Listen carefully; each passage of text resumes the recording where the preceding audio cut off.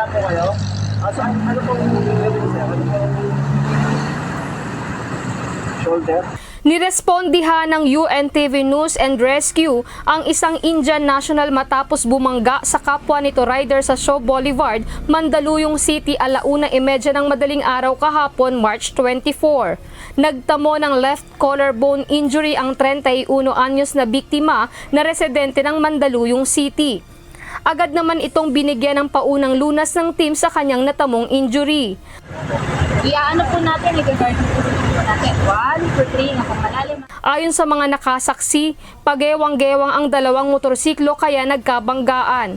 Tumanggi ng magpagamot ang isang rider habang ang naging pasyente ng team ay nilapatan ng underarm sling at dinala sa Mandaluyong City Medical Center.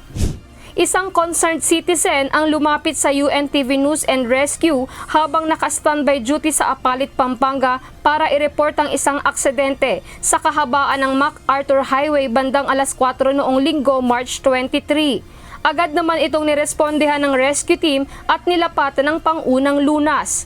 Nagtamo ang tricycle driver ng gasgas sa ulo, balikat, braso, tuhod at paa dahil sa pag-iwas nito sa isang electric bike na bigla umanong sumulpot sa kanyang unahan. Ayon sa driver, iniwasan nito ang e-bike, ngunit bumangga pa rin ang sidecar kaya tumagilid at nadaganan ito ng kanyang tricycle na dahilan ng kanyang iniindang pananakit at mga sugat sa kaliwang bahagi ng kanyang katawan.